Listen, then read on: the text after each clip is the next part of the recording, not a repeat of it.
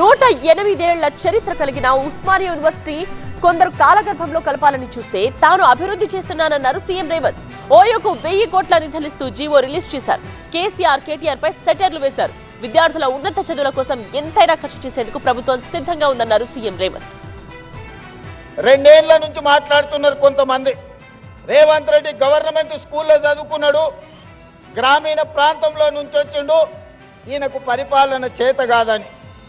ఒక్క విషయమైతే నేను చెప్పదలుచుకున్న, ఉస్మానియా ఆర్ట్స్ కళాశాల ముందు నుంచి నేను గుంటూరులో చదువుకోలేదు మిత్రులారా. గూడు పుటాని నాకు తెలియదు. నల్లమల్ల అడవుల్లో నుంచి వచ్చిన క్రూర మృగాలను చూసినను, సాధు జంతువులను చూసినను, పేదవాడి సమస్యలను చూసినాను. పుట్టినప్పటి నుంచి దళితులతోని, గిరిజనులతోని, బలహీన వర్గాలతోని, మైనారిటీలతోని కలిసిమెలిసి పెరిగిన వాళ్ళ సమస్యలు చూసిన. నాకు కొత్తగా అక్కర్లేదు. గుంటూరులో చదువుకున్న వాళ్ళకు పేదరికం చూడాలంటే మెర్సిడీస్ బెంజ్ కారుల్లో పోయి ఎక్స్కర్షన్ లాగా, ఓహో పేదరికం ఇట్లుంటుందా, మీ భూమి మీ మట్టి అట్లుంటుందా, మీకు చిరిగిపోయిన బట్టలు ఇట్లుంటాయా, మేము ఎప్పుడు చూడలేదని వాళ్ళకు పేదరికం ఇట్లుంటుందని ఒక ఎక్స్కర్షన్ లాగా ఉండొచ్చు.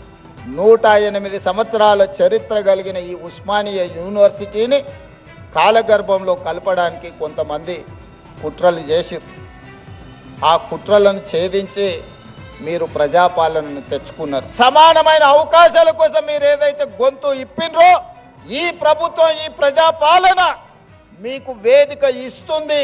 మీరు ఎదగండి.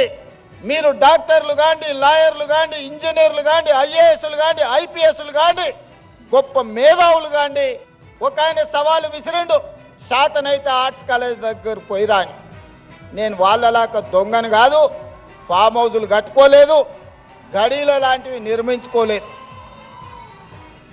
ఉన్నదేదో నాకున్నది, నా కష్టంతో, నా శక్తితోని, సమాజంలో గౌరవంతో ఇంత దూరం వచ్చిన. ఉత్త చేతులతో రానని ఆనాడే చెప్పిన. ఉత్తు మాటలు చెప్పే అలవాటు నాకు లేదు. ఎందుకంటే వ్యవసాయం తెలిసినోని, గ్రామీణ ప్రాంతం నుంచి వచ్చినోని. మన చేనుకు ఏ పురుగు పడితే ఏ మందు కొట్టాలనో, ఏం ఎరువేయాలనో తెలిసినోని.